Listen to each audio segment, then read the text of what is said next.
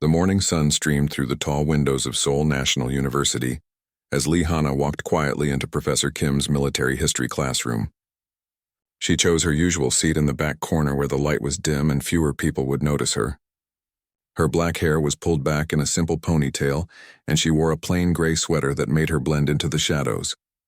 Hana opened her notebook and prepared her pen while other students filed into the room. They chatted loudly about weekend parties and upcoming exams. Park Mina sat 3 rows ahead with her bright pink backpack and perfectly styled hair. She was talking to her friends about some drama series she watched last night. None of them looked back at Hana. Professor Kim entered the classroom carrying a stack of papers and a coffee cup. He was a middle-aged man with glasses who always wore the same brown jacket. Today he would talk about the Battle of Gettysburg from the American Civil War. Hana had already read 3 books about this battle in the library last week. "Good morning, class," Professor Kim said as he set his papers on the desk. "Today we will study one of the most important battles in history. Can anyone tell me why the Union Army won at Gettysburg?" Several hands shot up in the air. Choi Woo raised his hand highest. He was the student council president with his confident smile and expensive clothes. Professor Kim pointed at him. "The Union had more soldiers and better weapons," Woo said proudly. "That is partially correct," Professor Kim replied. "But there were other factors. The positioning of troops was very important." Hana wrote everything down in her notebook, but she also wrote her own thoughts. The Union won because General Lee made several tactical mistakes. He split his forces too early and attacked uphill positions without proper artillery support. The Confederate cavalry arrived too late to provide useful reconnaissance. If Lee had waited one more day and coordinated his attacks better, the outcome might have been different. But Hana kept these thoughts to herself. She never raised her hand in class. When Professor Kim occasionally called on her, she would just shake her head and say she did not know the answer. It was easier to be invisible. After an hour of lecture, Professor Kim announced they would do a group exercise. "I want you to form teams of 4 people. Each team will plan a battle strategy using the same resources as General Lee. You have 30 minutes. Students immediately started moving around the room to form groups with their friends. Mina joined with 3 other popular girls. Woo gathered his usual group of student government members. Hana remained in her seat and watched as everyone else paired up quickly. "Hana, you can join my group," said a voice behind her. She turned to see Jin Kyung, a quiet boy who usually sat alone near the window. 2 other students who also seemed to have nowhere else to go were with him. They moved their desks together and Professor Kim handed them a map of the Gettysburg battlefield along with cards showing different types of troops. The other groups immediately started arguing about where to place their soldiers. Jin Kyung looked at the map with confusion. "I don't really understand military stuff," he admitted. "Does anyone have ideas?" The other 2 group members, Lee Min and Park Soo, just shrugged. They seemed more interested in finishing quickly than doing well. Hana looked at the map and immediately saw several possibilities that the other groups were missing. She noticed that most teams were placing their troops in the same positions that General Lee had used in the real battle. They were making the same mistakes, but Hana saw a different approach. If the Confederate forces moved around the left flank instead of attacking the center, they could avoid the strongest Union positions. A night attack might work even better because it would confuse the enemy and reduce the advantage of Union artillery. "Maybe we should put our cavalry here," Hana said quietly, pointing to a spot on the map. "They could scout the enemy positions first." "That sounds good," Jin Kyung said. "What about the main army?" Hana hesitated. She had detailed ideas about troop movements, timing of attacks, and supply line management, but sharing all her thoughts would draw attention to herself. Instead, she made small suggestions that guided her teammates toward a better strategy without revealing how much she really knew. 20 minutes later, Professor Kim called time and asked each group to present their battle plan. The first 3 groups all suggested variations of the original Confederate strategy. Woo's group added more artillery but still planned to attack the strongest Union positions directly. When Jin Kyung presented their plan, Professor Kim raised his eyebrows with interest. Their strategy was completely different from the others. It involved careful reconnaissance, coordinated timing, and an unexpected approach that might actually work. "Very interesting," Professor Kim said. "This shows real understanding of tactical principles. Who came up with this plan?" Jin Kyung looked at his teammates. Lee Min and Park Soo pointed at Hana. She had most of the ideas, Jin Kyung said honestly. Professor Kim turned to look at Hana, who felt her face turn red. Miss Lee, this is excellent work. Have you studied military strategy before? Hana shook her head quickly. I just guessed, she said in a quiet voice. It was probably wrong anyway. After class ended, students packed their bags and left for lunch. Choi Woo walked past Hana's desk but stopped to look around. Have you seen Yoon Somi? He asked, not really looking at Hana. She was supposed to meet me after class. I haven't seen her, Hana replied. Woo nodded and walked away without saying thanks or even remembering Hana's name. To him, she was just another face in the classroom. That afternoon, Hana made her way to the university library. It was her favorite place on campus because it was always quiet and peaceful. The librarian, Mr. Lim Tae, was an elderly man who had worked there for 30 years. He was one of the few people who actually noticed Hana's regular visits. Back again today? Mr. Lim asked with a kind smile as Hana approached the military history section. Yes, sir, Hana replied politely. I'm looking for books about World War II tank battles. Mr. Lim's eyes lit up. Ah, you might enjoy this one, he said, pulling a thick book from a high shelf. It covers the Battle of Kursk in great detail. Very few students check it out. Hana thanked him and found her usual table in a quiet corner between the history and science sections. She opened the book and immediately became absorbed in reading about German and Soviet tank tactics. As she read, she took notes about armor deployment, communication systems, and supply logistics. Hours passed without Hana noticing. The library slowly emptied as other students left for dinner and evening activities. But Hana remained at her table, filling page after page of her notebook with observations about military strategy and tactical analysis.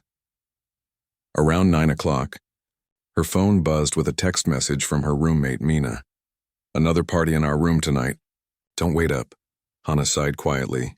This meant she would need to find somewhere else to sleep or deal with loud music and strangers in her room until very late. She gathered her books and walked back toward the dormitory building.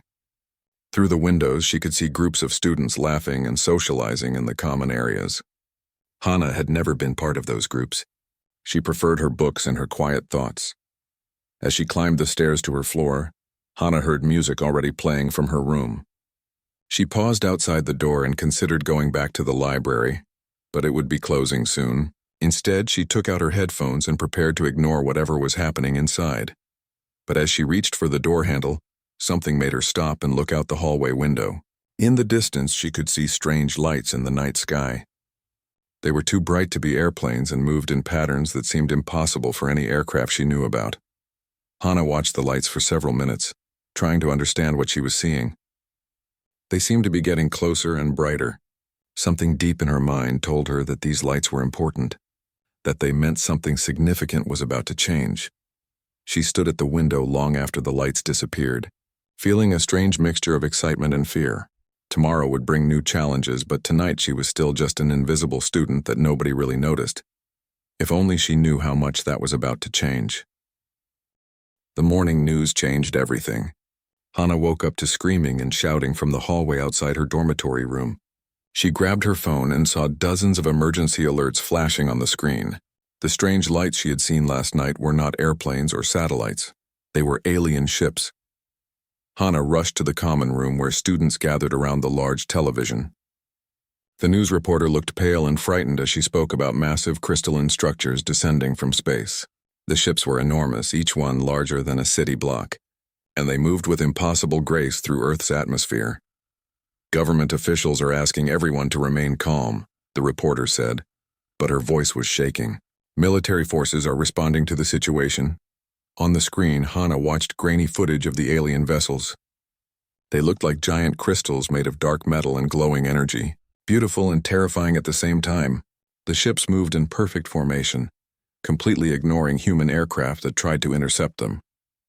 Park Mina sat on the couch next to Hana, tears streaming down her face. What do they want? She whispered. Why are they here? Before anyone could answer, the television screen filled with bright light. When the image cleared, the news studio was gone. In its place stood a tall, strange creature with multiple arms and legs covered in hard, shell-like skin. Its face had too many eyes and a mouth that moved in ways that seemed wrong. "People of Earth," the creature spoke in perfect Korean, though its mouth did not match the words. "We are the Keth. Your planet has resources we require. You will surrender or be removed." The transmission ended abruptly, leaving the students in shocked silence. Then panic began. People started screaming, crying, and running in all directions. Some students called their families while others packed bags to flee the city. Hana remained calm, studying the brief image of the alien creature. She noticed details that others missed. The Keth had moved with mechanical precision, suggesting military discipline. Its multiple limbs indicated they might have advantages in combat situations. The way it spoke showed they had studied human languages and probably knew much about Earth already. Within hours, the first attacks began. Seoul's downtown area erupted in explosions as Keth ships fired energy weapons that cut through buildings like paper. The military responded quickly, but their missiles and bullets seemed to have no effect on the alien vessels. Tank shells bounced off invisible shields while fighter jets were destroyed by weapons that moved faster than human eyes could follow. The university announced that all students should evacuate immediately.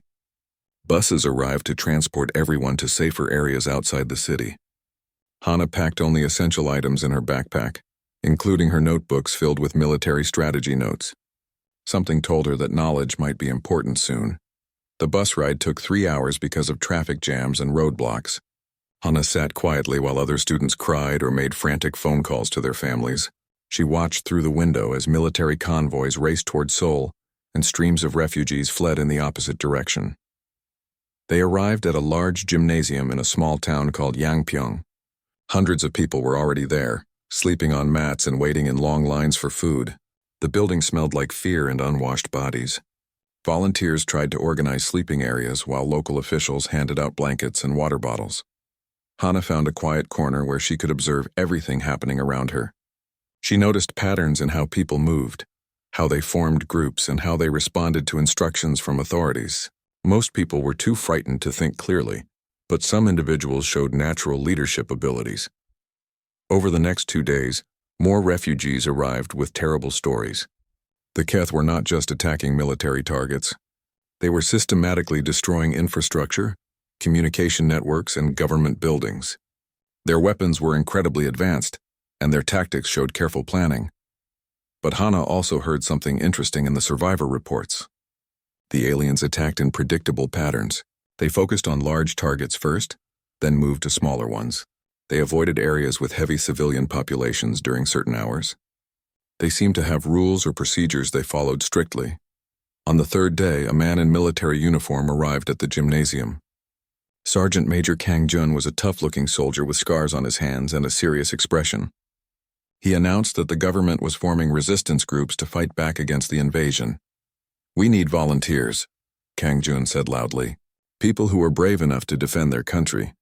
Training will begin immediately for anyone who wants to join." Most of the refugees looked away or made excuses. Fighting aliens with impossible technology seemed like suicide. But a few young men stepped forward, trying to look brave despite their obvious fear.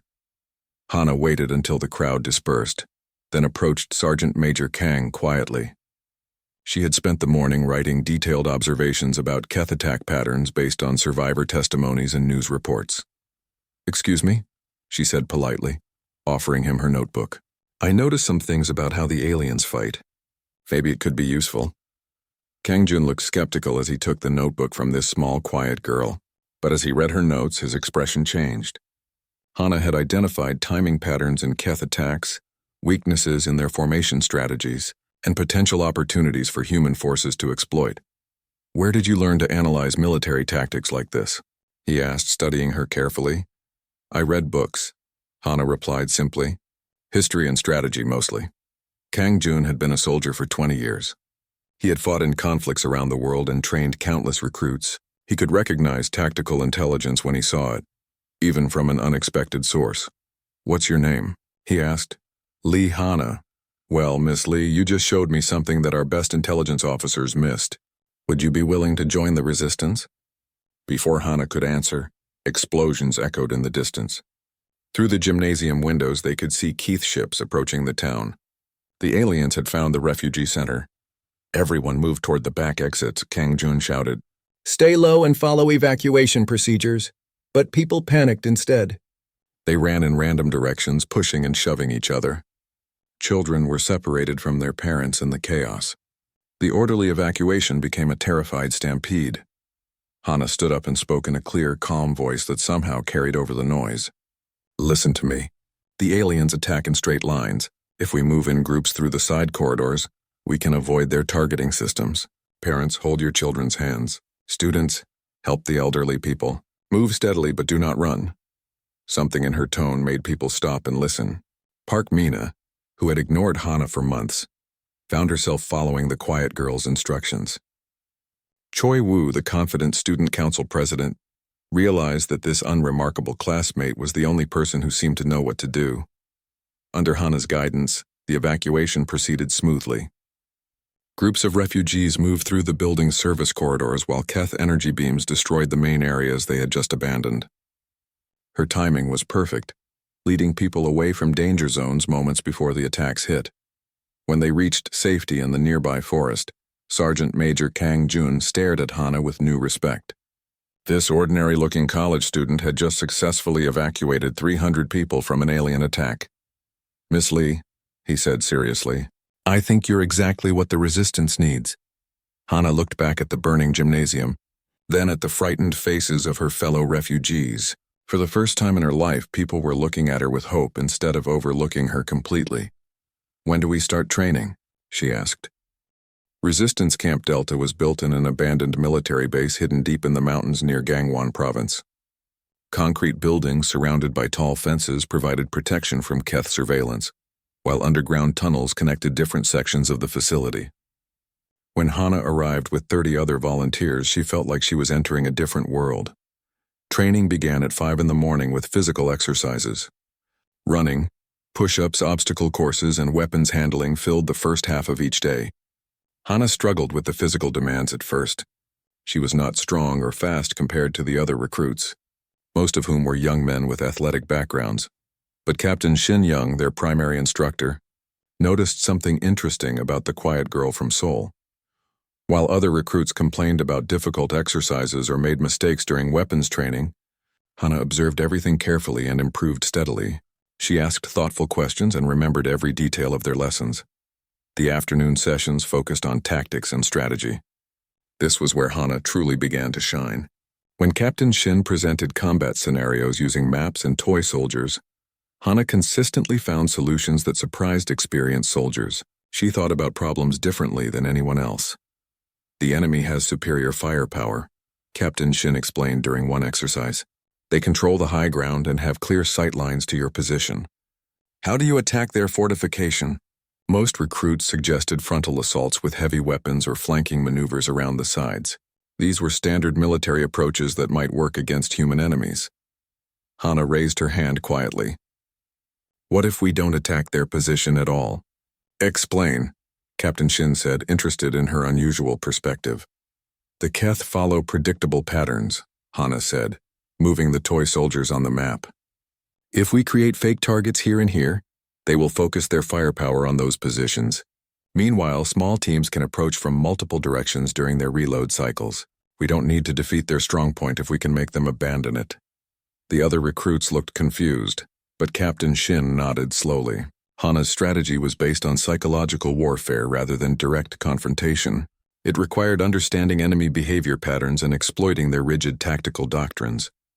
Park Mina had also joined the resistance after the attack on the refugee center. She struggled with both physical training and tactical exercises, but she worked hard to improve. During breaks, she often sat near Hana to ask questions about strategy and weapons handling. "I never knew you were so smart about military stuff," Mina said one evening as they cleaned their rifles. "You were always so quiet in school." "I just read a lot of books," Hana replied, carefully checking her weapon's firing mechanism. "History teaches you how people think during wars." Choi Woo was also in their training group. The former student council president found military life much more difficult than university politics. His confident personality meant nothing when facing combat exercises or survival training. Like Mina, he began to rely on Hana's knowledge and calm guidance. After 3 weeks of intensive training, their unit received orders for their first real mission. Intelligence reports indicated that a Keth supply convoy would travel through a mountain pass near Busan. The convoy was heavily defended, but destroying it could disrupt alien operations in the southern region. Major Yu-Ji briefed the assembled units in the main command room. She was a serious woman with short gray hair, who had served in the military for 15 years before the invasion. Maps of the target area covered the walls while senior officers pointed out enemy positions and defensive measures. "We will use standard attack patterns," Major Yu explained. "Alpha Team will create a diversion from the north while Bravo and Charlie teams attack the convoy from elevated positions. Delta Team will block escape routes." Hana studied the maps carefully while the Major spoke. She noticed several problems with the planned attack. The Keth convoy route followed a predictable path, but their defensive formations were designed to counter exactly the kind of assault being planned. Human forces would be attacking from expected directions against prepared positions. After the briefing, Hana approached Captain Shin privately. She had spent the evening developing an alternative strategy based on her observations of Keth behavior patterns. "Captain, I think there might be a better approach to this mission," she said respectfully, showing him her handwritten notes. Captain Shin read her analysis with growing interest. Hana proposed using the aliens' own tactical rigidity against them. Instead of attacking the convoy directly, her plan involved creating a series of false emergencies that would force the Keth to divide their forces and respond according to their standard protocols. "This is very creative thinking," Captain Shin admitted, "but it's extremely complex. One mistake in timing could result in disaster. The current plan will definitely result in disaster," Hana said quietly. "The Keth have had 3 weeks to prepare their defenses. They know how humans normally attack. The mission launched the next morning as originally planned. Hana's unit was assigned to a support role, monitoring communications and providing backup assistance. She watched from a concealed observation post as Alpha Team began their diversionary attack right on schedule. Everything went wrong exactly as Hana had predicted. The Keth were ready for the human assault. Their energy weapons cut through the attacking soldiers like harvest tools through wheat.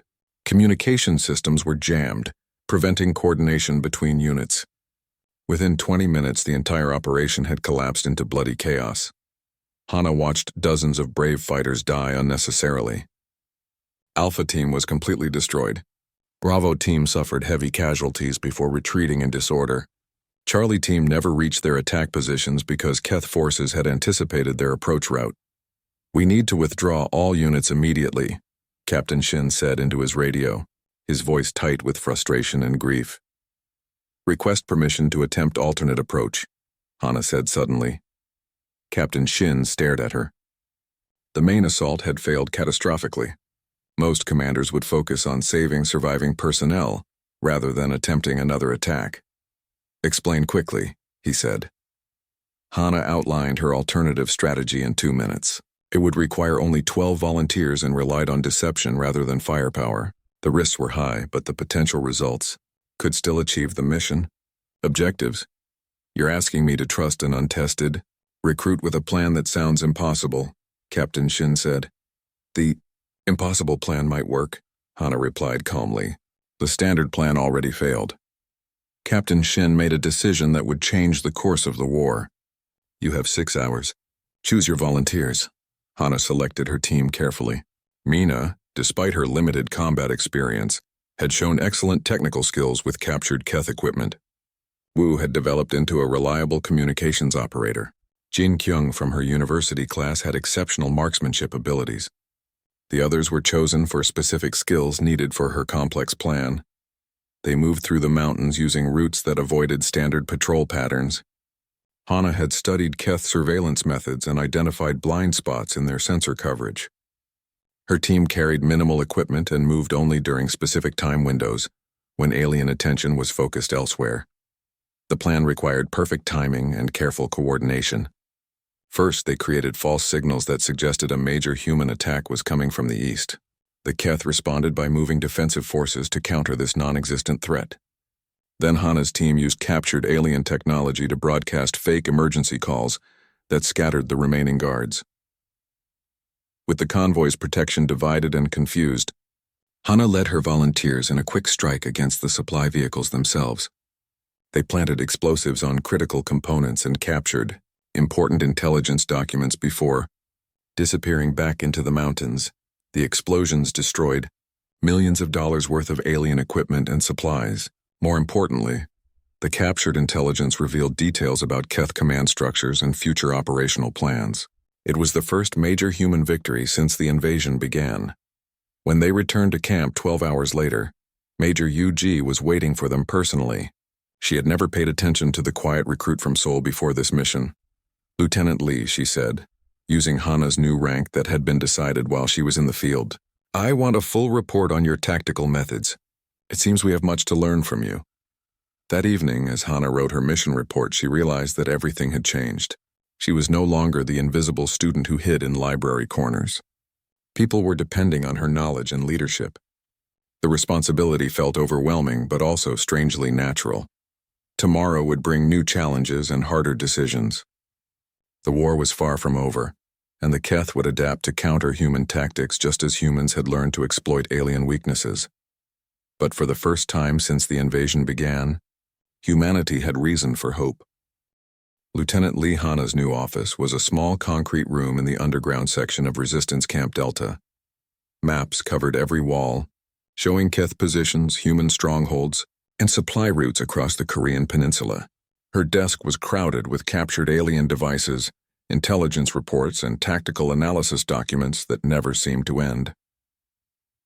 3 months had passed since her successful mission against the Keth convoy. During that time, Hana had been promoted twice and given command of the newly formed Strategic Analysis Division. Her job was to study alien technology and develop new methods for fighting an enemy with superior weapons and resources. Dr. Oh Min worked as her technical advisor. He was a former aerospace engineer who had escaped from Busan when the Keth destroyed the shipyards there. Together, they spent long hours examining captured alien equipment, trying to understand how it functioned and how humans might copy or counter its capabilities. The energy weapons use crystalline focus arrays, Dr. Oh explained as they studied a damaged Keth rifle. The power source is some kind of miniaturized fusion reactor. Our technology is at least 50 years behind what they're using. Hana nodded, but she was more interested in how the weapons were used than how they worked. What about their firing patterns? Do they have limitations we can exploit? The weapons need to recharge between shots, Dr. O said, checking his notes. About 3 seconds for standard rifles, 8 seconds for heavy weapons. They also seem to have trouble targeting multiple small objects moving in random patterns. This information was valuable for tactical planning. Hana added it to her growing database of Keth weaknesses and behavioral patterns. Every piece of intelligence might save human lives in future battles. The war situation had grown much worse since Hana's early success. The Keth had launched Operation Cleansing, a systematic campaign to eliminate all human resistance activity. Their new tactics incorporated lessons learned from previous encounters, making traditional guerrilla warfare ineffective. Resistance cells across Asia were being destroyed faster than they could be replaced. The aliens had deployed advanced surveillance systems that could detect human heat signatures, communication signals, and movement patterns from great distances. Groups that had survived for months were suddenly discovered and eliminated overnight. Colonel Nam Ho called an emergency meeting of all senior commanders. He was a gruff man with white hair, who had led Korean special forces before the invasion. The situation report he presented was deeply troubling. "We're losing this war," Colonel Nam said bluntly.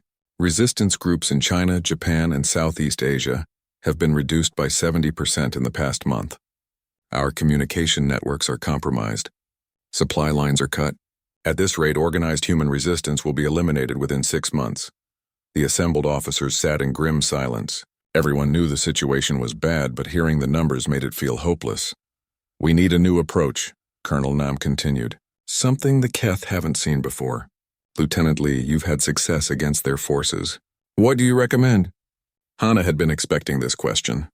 She had spent weeks developing a radical new strategy that might change the course of the war, but implementing it would require trust and cooperation from people who barely knew her. "The Keth are winning because they can find us and track our movements," she said, standing to address the room. "But what if we use their own surveillance systems against them? Instead of hiding from their monitors, we could feed them false information that leads them into traps. Major UG looked skeptical. How do you propose to fool technology that's decades ahead of ours? By understanding how they think, Hana replied. The Keth follow rigid protocols. Their responses to different situations are predictable. If we can make our activities look like normal background noise to their sensors, we can move freely while appearing invisible. She walked to the wall map and began pointing out specific locations. We create ghost protocols, communications that appear to be natural radio interference but actually carry coded messages, movement patterns that look like civilian refugee activity, but position our forces for coordinated strikes, supply deliveries disguised as random weather phenomena. Dr. O nodded as he began to understand her concept. We're essentially hiding in plain sight by mimicking the kind of signals their systems ignore. Exactly, Hana said. The Keth have programmed their surveillance to focus on obvious military activity. They filter out background noise to reduce data processing requirements. We become that background noise. Colonel Nam stroked his chin thoughtfully. This would require perfect coordination across multiple resistance cells. One mistake could expose the entire network. The current approach guarantees failure, Hana said simply. This plan at least gives us a chance. Over the next week, Hana worked 18 hours each day to develop detailed protocols for the Ghost communication system. Every message had to appear random to alien analysis, while conveying precise tactical information to human operators. Timing had to be coordinated across vast distances without using normal radio frequencies. The technical challenges were enormous, but Hana found solutions by studying how the Keth themselves communicated. Their system used crystalline resonance frequencies that created interference patterns in human electronic equipment. By reverse engineering these patterns, human forces could piggyback their own signals on Keth communications. Testing the Ghost protocols required volunteers from different resistance groups. Hana selected 12 separate cells scattered across 3 countries.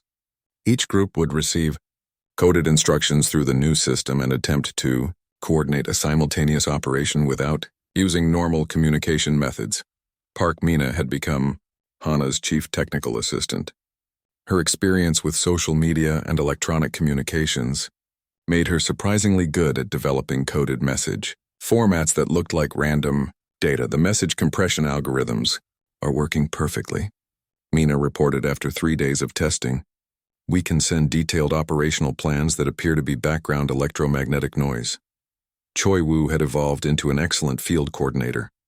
His natural leadership abilities combined with hard military training made him effective at managing complex operations involving multiple units. All resistance cells have confirmed receipt of Ghost protocol instructions, Wu reported. They're ready to attempt coordinated operations whenever you give the command. The test operation launched simultaneously across Korea, China, and Japan. 12 different resistance groups executed carefully planned attacks against Keth supply depots, communication centers, and patrol bases. All coordination was handled through Ghost protocols that remained invisible to alien surveillance systems. Hana monitored the operation from her command center, receiving status updates through coded signals that looked like atmospheric interference. The complexity of managing so many moving parts simultaneously was staggering, but her months of preparation paid off. Within 6 hours, every targeted objective had been achieved. Supply depots were destroyed, communication networks were disrupted, and Keth patrol schedules were thrown into chaos. Most importantly, the alien forces seemed unable to detect or track the human units responsible for the attacks. The results exceeded everyone's expectations. For the first time since Operation Cleansing began, human forces had struck back effectively without suffering catastrophic losses. The Ghost protocol system worked even better than Hana had hoped. Outstanding work, Lieutenant, Colonel Nam said after reviewing the mission reports. Your promotion to captain is effective immediately. I'm also assigning you command of the new Special Operations Division. That evening, Hana stood alone on the observation deck overlooking the mountain valley below. The stars were bright in the clear sky, unmarred by the light pollution that had existed before the invasion. It was beautiful and peaceful, making the war seem like a distant nightmare. But Hana knew the real challenges were just beginning. The Keth would adapt to human tactical improvements just as they had adapted to previous strategies. The Ghost protocols might work for weeks or months, but eventually the aliens would find countermeasures. She thought about her former classmates who were now seasoned soldiers under her command. Mina had developed into a skilled technical specialist whose social media background helped her understand information warfare. Wu had become a reliable field commander who could execute complex operations with precision. They had all changed so much since those quiet days in Professor Kim's military history classroom. The invasion had forced them to discover abilities they never knew they possessed. Hana wondered what other hidden strengths humanity might reveal when pushed to the edge of extinction. Tomorrow would bring new intelligence reports, tactical challenges, and strategic decisions that could affect the lives of thousands of people. The responsibility felt enormous, but Hana had learned to carry that weight. She was no longer the invisible student who faded into the background. People across 3 continents were depending on her knowledge, her plans, and her leadership.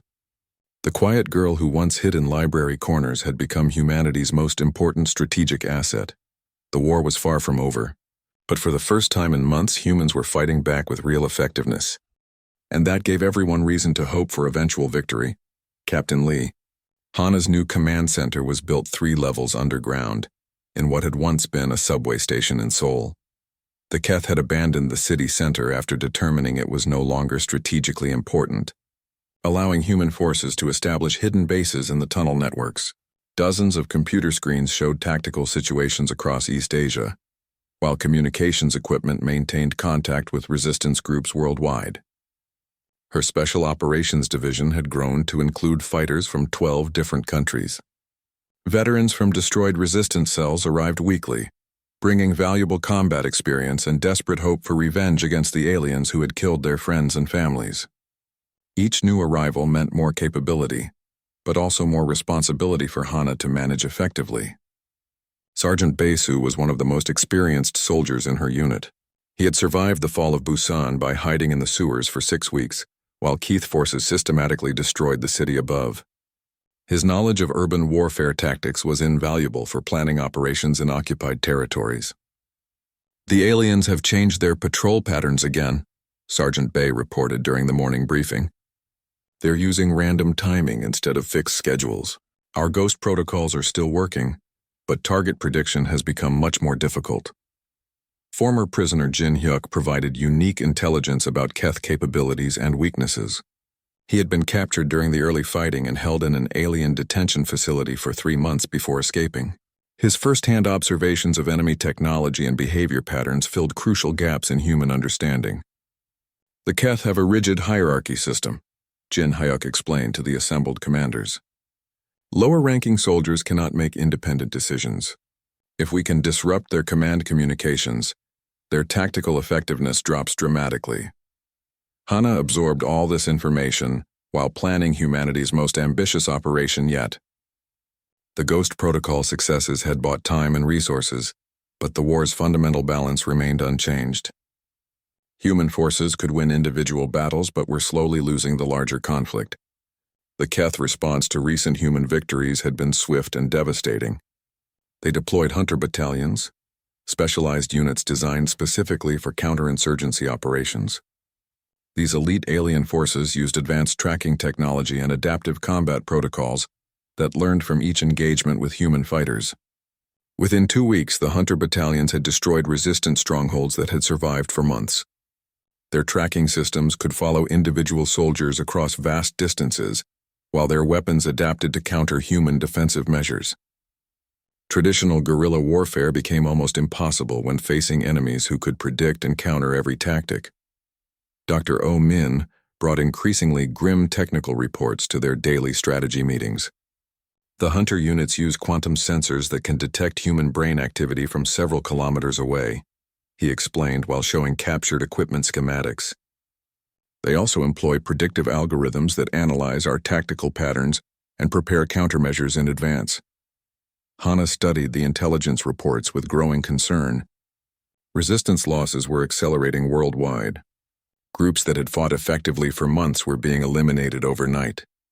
At the current rate of attrition, organized human resistance would collapse within 8 weeks. "We need to change the entire nature of this conflict," she told her senior staff during an emergency planning session. "Small unit operations aren't enough anymore. We need something that forces the Keth to respond on our terms instead of theirs." Colonel Nam, Ho had been promoted to overall resistance commander after the previous leadership was killed in a Hunter battalion attack. He supported Hana's strategic authority, but worried about her increasingly ambitious plans. "What do you have in mind, Captain?" he asked seriously. Hana walked to the large wall map showing Keith positions across the globe. Red markers indicated alien strongholds while blue markers showed remaining human resistance bases. The red vastly outnumbered the blue. "Operation Last Light," she said, pointing to multiple locations simultaneously. "A coordinated global assault designed to strike every major Keth facility on Earth at exactly the same time. We sacrifice our hidden bases to create openings for surgical strikes against their command centers." The room fell silent as everyone processed the implications of such a massive undertaking. Major Yuji was the first to speak. "The coordination requirements would be staggering," she said. "Thousands of individual units operating across 6 continents with split-second timing precision. One communication failure could doom the entire operation." "The current approach guarantees our defeat," Hana replied calmly. "Last Light gives us a chance to change the war's momentum." Dr. Omin raised technical concerns. "The Keth will detect such a large-scale operation long before we can execute it. Their surveillance systems will identify the preparation activities."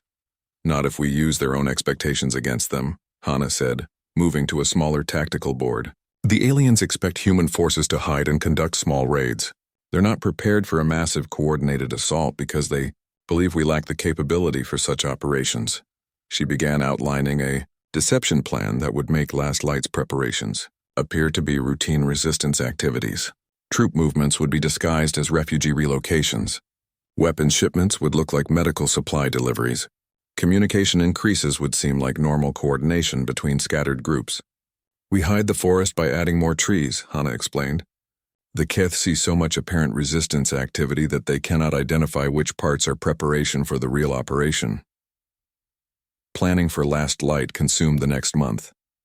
Hana worked with resistance leaders on every continent to coordinate timing, objectives, and resource allocation. The complexity was almost overwhelming, requiring her to manage thousands of variables while maintaining absolute operational security. Park Mina had become indispensable for managing the operation's communication requirements. Her technical skills with coded messaging systems allowed secure coordination across vast distances without alerting Keith surveillance networks. "We have confirmation from resistance groups in 37 countries," Mina reported. "Total participating forces will exceed 50,000 fighters. All units have received their specific objectives and timing protocols." Choi Woo managed the logistics of moving equipment and personnel into position without triggering alien security responses. His natural organizational abilities, refined by months of military experience, made him perfect for coordinating such a complex undertaking. "Weapons and supply distribution is 70% complete," Woo reported. "The remaining deliveries will be finished 3 days before the operation launch date. All units report adequate equipment for their assigned missions." As the operation date approached, Hana felt the weight of enormous responsibility. 50,000 people were preparing to risk their lives based on her strategic planning. If Last Light failed, human resistance might never recover from the losses. But she also felt a strange sense of inevitability. This was why she had studied military history so obsessively. This was why she had noticed alien behavioral patterns that others missed.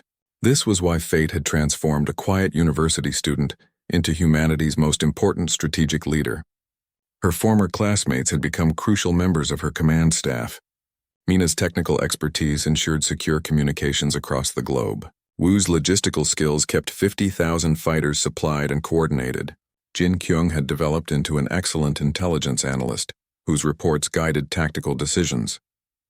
The night before Last Light, Hana stood alone in her command center reviewing the final operational plans. Every detail had been checked and rechecked. Contingency plans existed for dozens of possible complications. The coordination was as perfect as human planning could achieve. But she knew that no plan survived contact with the enemy. Tomorrow would test whether her strategic theories could work on a global scale against an opponent with superior technology and resources. The success or failure of Operation Last Light would determine whether humanity had a future as a free species or would become slaves to alien conquerors. Everything depended on the tactical insights of a girl who had once been invisible to everyone around her. Hana closed her eyes and tried to rest before the most important day in human history. Tomorrow, the real war would finally begin. Operation Last Light began at sunrise on the one-year anniversary of the invasion. From her underground command center in Seoul, Captain Lee Hana watched dozens of screens showing resistance operations launching simultaneously across the globe. In New York, London, Tokyo, Sydney, and 50 other cities, human fighters emerged from hiding to strike at Keth strongholds with coordinated precision. All units report ready status, Park Mina announced from her communication station. Ghost protocol networks are functioning perfectly. The Keth surveillance systems show no indication they've detected our preparations. Hana took a deep breath and activated the global command frequency. Her voice would reach resistance fighters on every continent as they prepared for humanity's greatest battle. "This is Commander Hana to all Last Light units," she said calmly. "Today we stop hiding. Today we stop running. Today we show the Keth that humanity will never surrender. Begin operations now." The first wave of attacks exceeded all expectations. In Seoul, Choi Woo led assault teams through abandoned subway tunnels to strike the main Keth command facility from unexpected directions. In Beijing, Jin Hyuk used his knowledge of alien detention systems to free thousands of human prisoners who immediately joined the fighting.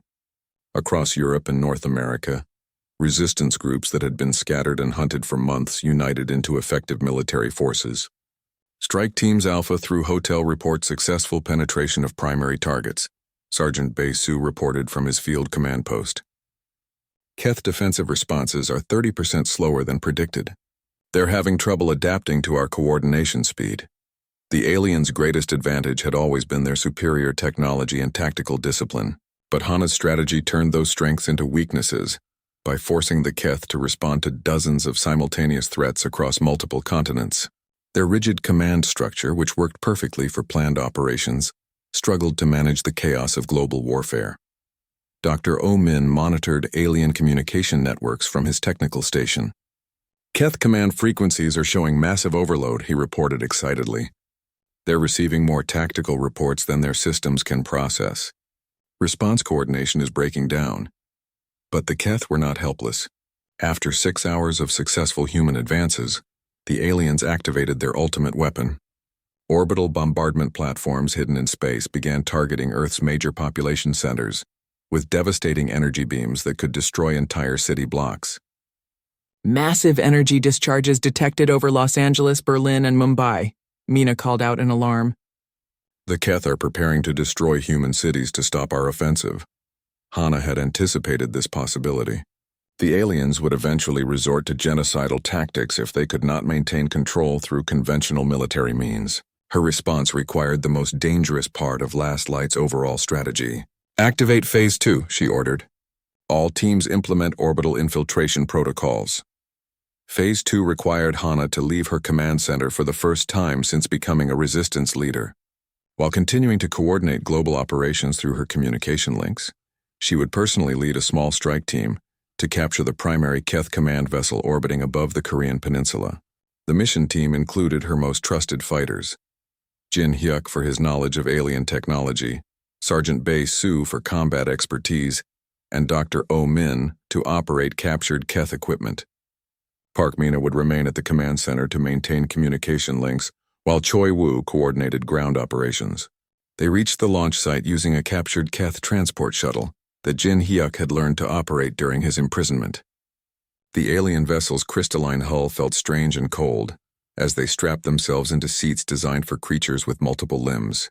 "Remember, we have exactly 47 minutes before the orbital platforms complete their targeting sequences," Hana reminded her team as their shuttle lifted off. "If we fail to capture the command ship in that time, they will begin destroying human cities."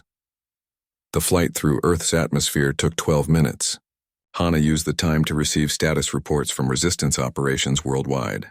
The global assault was still succeeding, but Keth forces were beginning to adapt their tactics.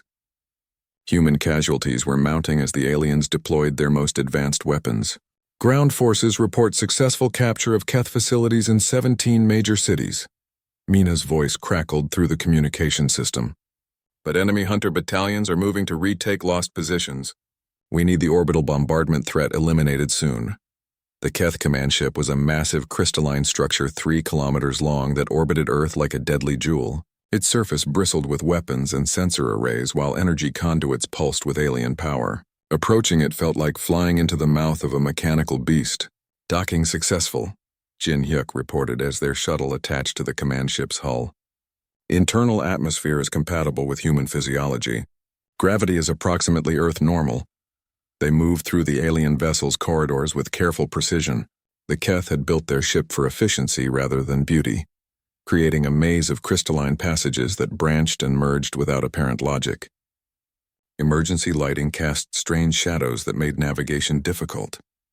Command center should be in the central section, Jin Hyuk whispered, consulting a mental map he had constructed during his imprisonment. The Keth War Prime will be there directing their global operations. They encountered minimal resistance because most of the ship's crew was focused on managing the battle taking place on Earth's surface. The few alien guards they met were quickly overcome using weapons designed by Dr. Oh-min, specifically for fighting Keth soldiers. The command center was a vast crystalline chamber filled with holographic displays showing tactical situations across Earth. At its center stood the War Prime, the alien commander responsible for the invasion. It was larger than other Keth, with additional limbs and eyes that suggested enhanced intelligence and battlefield awareness. Humans, the War Prime spoke in perfect Korean as they entered. Your species continues to surprise us with unexpected capabilities. But this victory is temporary. We have resources you cannot imagine. Maybe, Hana replied calmly, studying the holographic displays. But we have something you don't understand. What is that? We refuse to quit. The battle that followed was not fought with weapons but with tactics and intellect. Hana used her understanding of Keth psychology and command protocols to turn the alien ship's own systems against its crew. Every lesson she had learned about military strategy, every pattern she had identified in enemy behavior, every insight gained from months of desperate fighting came together in a complex mental duel with the War Prime. She activated emergency protocols that scattered the Keth crew throughout the ship, while simultaneously broadcasting false orders that confused their command structure. The War Prime tried to counter her moves, but its rigid thinking patterns could not adapt quickly enough to her unconventional approach. Impossible, the War Prime said as Hana gained control of the ship's primary systems. Your species lacks the coordination capability for such complex operations. You're right, Hana admitted as she disabled the orbital bombardment platforms. 1 year ago we couldn't have done this. But war changes people. It forces them to become more than they thought possible. With the command ship captured and the orbital threat eliminated, resistance forces worldwide pressed their advantages. Keth units that had been receiving steady tactical support from their commanders suddenly found themselves isolated and confused. Human fighters who had been hunted for months became the hunters, driving alien forces from their strongholds with increasing effectiveness. The final collapse came suddenly. Without central coordination, Keth forces lost their primary advantage over human resistance. Individual alien units were skilled and well-equipped, but they could not match the determination of fighters defending their home planet. Within 18 hours of Last Light's launch, the Keth began evacuating Earth. Their surviving ships lifted off from major cities while broadcasting surrender messages in dozens of human languages. The invasion that had seemed unstoppable was ending in complete defeat. Hana stood in the captured command center watching alien ships disappear into space.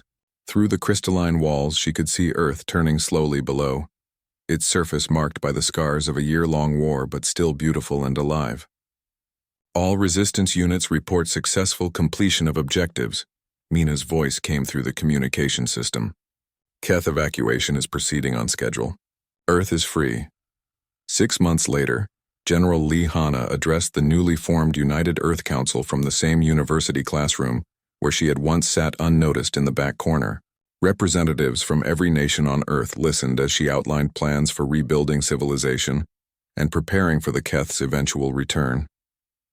Her former classmates and soldiers stood with her as living proof that humanity's greatest strength lay not in superior technology or overwhelming force, but in the unexpected potential that could emerge when ordinary people faced extraordinary challenges.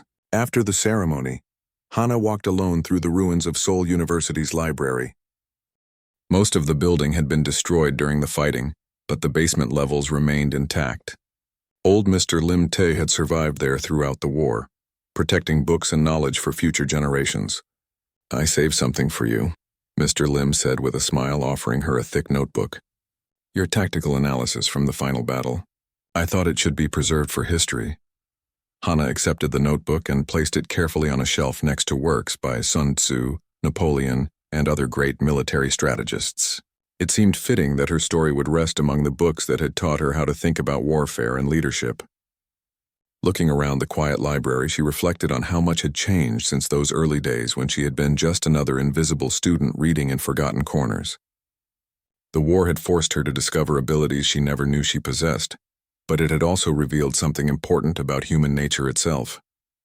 Everyone had hidden potential waiting to be unlocked by the right circumstances. The key was recognizing that potential and having the courage to act when the moment came. Sometimes the most unlikely people proved capable of the most extraordinary things. The war with the Keth was over, but Hana knew they would return someday with better preparation and improved tactics. When that time came, humanity would be ready with its own improvements and innovations. The quiet girl who had once faded into the background was now responsible for ensuring that Earth would never again be caught unprepared. As she walked out of the library into the bright afternoon sun, General Lee Hana began planning for the challenges that lay ahead. There was much work to be done, but she had learned that seemingly impossible tasks became achievable when approached with careful thought, determined effort, and the support of people who shared a common purpose. The future remained uncertain, but for the first time in over a year it was a future that belonged to humanity.